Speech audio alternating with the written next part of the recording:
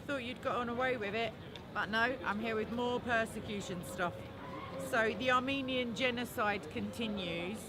This is an article for anyone who wants to reference it by Raymond Ibrahim. I have his permission ongoing to use his material.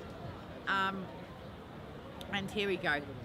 So yesterday, April 24th, was Armenian Genocide Remembrance Day, and it marks this year 106 years since the start of the Armenian Genocide, when the Ottoman Turks massacred approximately 1.5 million Armenians during World War I. So most objective historians who've examined the topic unequivocally agree that it was deliberate, and it was calculated, and it was genocide. So according to the Genocide Education Project, more than 1 million Armenians perished as the result of execution, starvation, disease, the harsh environment, and physical abuse. A people who lived in eastern Turkey for nearly 3,000 years, more than double the amount of time the invading Islamic Turks had occupied Anatolia, now known as Turkey, lost its homeland and was profoundly decimated in the first large-scale genocide of the 20th century. At the beginning of 1915, as you'll all be aware as scholars of history or just people who went to school, that's during the First World War there were some 2 million Armenians within Turkey in 1915, and today fewer than 60,000. That's absolutely mind-boggling. Despite the vast amount of evidence that points to the historical reality of the Armenian genocide, eyewitness accounts, official archives, photographic evidence, the reports of diplomats, and the testimony of survivors, denial of the Armenian genocide by successive regimes in Turkey has gone on from 1915 right up until the present day. So that's, 106 years. Not only has Turkey repeatedly denied culpability for the Armenian genocide, which responsibility, it appears intent on reigniting it. Most recently by helping Azerbaijan wage war on Armenia in the context of the Nagorno-Karabakh dispute, which again erupted in late 2020. For anyone who's unaware, just as an aside, Armenia is predominantly Christian. So this is Christian persecution in my humble opinion. As Nikol Pashinyan, Armenia's Prime Minister, observed in October of last year, why has Turkey returned to the South Caucasus 100 years after the dissolution of the Ottoman Empire, that's in brackets, 100 years later, to continue the Armenian genocide? During this recent conflict that did not concern Turkey, Turkey funded and funneled Sharia-enforcing jihadist groups, in the words of the French President Macron, that had been operating in Syria and Libya, including the pro-Muslim Brotherhood Hamza division, which kept naked sex slave women in prison to terrorize and slaughter Armenians. Unbelievable. Among other ISIS-like behavior, these mercenaries and their Azerbaijani partners tortured beyond recognition. This is a quote.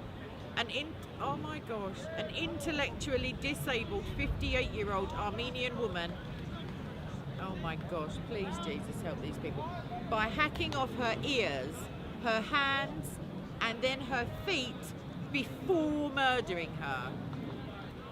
Her family was only able to identify her by her clothing. Can you imagine, the absolute state that her remains must have been in? Okay, so Armenians, according to a December 2020 report, are being brutalized and have lost territory to their jihadist neighbors before agreeing to a ceasefire enforced by Russia. Prior to violating the so-called peace agreement, the Turkish Muslims of Azerbaijan did as Mohammed commanded in beheading Christians. That's a direct quote of the report. The report linked to a video, which you will also be able to link to from this article, which I will link, of soldiers in camouflage overpowering a struggling elderly Armenian man to the ground before casually carving at his throat with a knife. Wow. Azerbaijan has accused Armenia of violating the peace deal first. The report continues. Who cares? But observers note the only provocation Muslims needed to attack Armenians is their continued existence. Wow. Anti-infidel rhetoric underscores this view. A captured terrorist confessed, and there's a link to his confession, that he was promised a monthly $2,000 payment for fighting against Kafirs in Artsakh, and an extra $100 for each beheaded Kafir. And for anybody who doesn't know, Kafir, which is often translated as infidel into English, is Arabic for non-Muslim, basically. Those who fail to submit to Islamic authority, which by default makes them enemies worthy of slavery and death. Similarly, Armenian churches that came under Azerbaijani control have been desecrated, despite promises from the authorities to protect them. In one instance, a soldier, unclear whether an Azeri or a jihadi mercenary from Syria or Iraq, was videotaped standing atop a church chapel where the cross had been broken off and triumphantly shouting, Allah, Allahu even, Akbar. Azerbaijani forces also shelled and destroyed Holy Saviour, an iconic Armenian cathedral, which was consecrated in 1888, but damaged during the March 1920 massacre of Armenians of the city by Azerbaijanis and experienced a decades-long decline, unfortunately. More recently, according to a March 29th, 2021 report, over the course of just 2 weeks, so 14 days, 10 working days, at least 3 Armenian churches in the Nagorno-Karabakh region were recently vandalized or destroyed. How sad. By Azerbaijani forces, even though ceasefire was declared in November. Like, come on now. So video footage, which is, again, will be linked within the main link, of the desecration of one of these churches, shows Azerbaijani troops entering the Christian place of worship. I remember I did this in my roundup.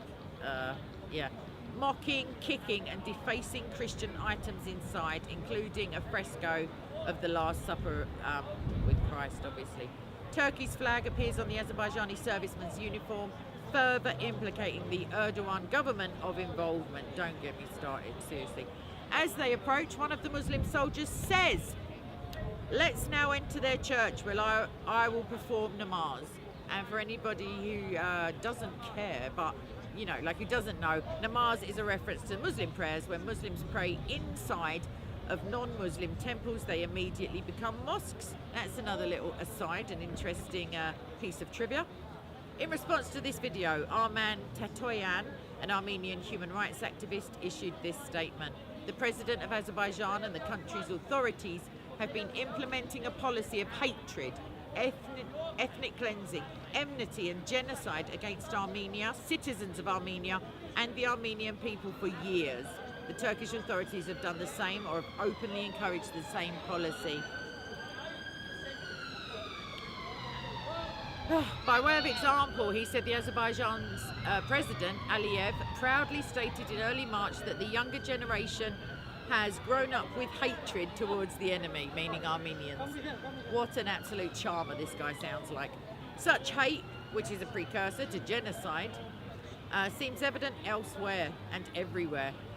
One need only listen to a Turkish man rant in a video about how all Armenians are dogs and that any found in Turkey should be slaughtered for an idea of the impetus fueling this hate. Similarly, we see a video linked here to a lady who was asked if you could get away with one thing, what would you do? And she answered, "I would behead 20 Armenians." Another upstanding human. So much of this genocidal hate is unsurprising, considering that Turkish public school textbooks continue the demonization of Armenians. In fact, Christians in general and Jews, as one recent study found, and this is all again linked.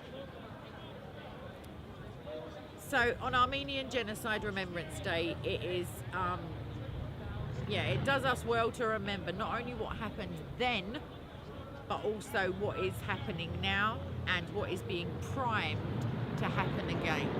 So please do pray for Armenian Christians. Pray for Armenians no matter what their what their beliefs, but just pray, because like history does repeat itself if you can manage to deny your way out of the culpability of the first genocide, you know, and that's just a fact of history, but you wouldn't know it if it's been erased.